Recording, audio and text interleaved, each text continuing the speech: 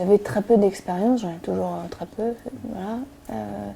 Et c'était les doutes que je pouvais avoir sur le fait d'être capable ou non de le faire, que ça fonctionne, que ça fonctionne quelques jours, mais que ça fonctionne sur toute la durée du tournage, de porter le rôle, de porter ce rôle dans ce film et qui prend beaucoup de place. À quel moment est-ce que vous vous êtes rendu compte que le fait d'être actrice pour des films, que c'est vraiment une belle continuation par rapport au fait d'avoir été mannequin avant, et à quel point j'ai lu aussi dans un entretien que c'était encourageant le rôle ou le succès que tu avais eu avec ce film? Je ne sais pas si c'est une belle continuation, en tout cas c'est la succession d'expériences qui sont plutôt heureuses. Je ne sais pas à quel moment, en tout cas j'ai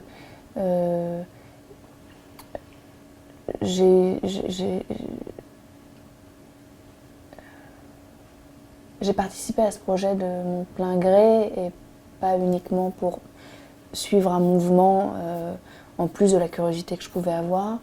Mais ce plaisir et ce désir de s'exposer, de se montrer aussi en tant que mannequin qu'en tant qu'actrice, est-ce que vous l'avez déjà ressenti cette envie auparavant, quand vous étiez plus jeune, plus petite? Non. Le mannequinat comme le cinéma, ça m'est tombé un peu dessus.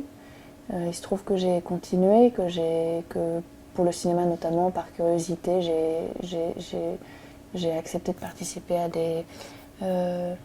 des projets. Et puis, certes, il y a l'exposition, mais c'est pas véritablement un désir pour moi de m'exposer. Je le prends pas dans ce sens-là. Et je trouve que c'est d'ailleurs quelque chose avec lequel j'ai un peu parfois du mal à dealer. Le film de François, et heureusement que j'y ai pas pensé de cette manière, mais j'ai pas été. Je me suis pas dit que je serais exposée à ce point-là.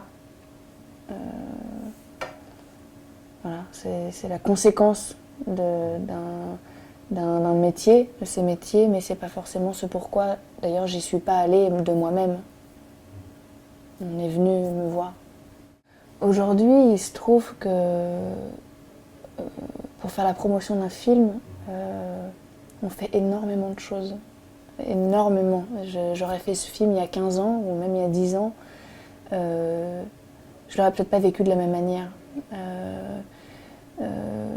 Et il se trouve que, après, c'est mon rapport à la médiatisation, mais c'est pas quelque chose que je vais chercher, que je désire faire. Je dois le faire parce que voilà, le film est dans différents pays et nécessite, pour de multiples raisons que tout le monde connaît, de faire tout ça. Et c'est pas forcément tout le temps dérangeant, mais c'est un exercice qui me coûte, qui n'est pas léger. François Ozon, dans le cinéma français, on dit toujours que c'est le réalisateur qui comprend tellement bien les femmes, et chaque actrice porte le désir de filmer avec, de tourner avec lui.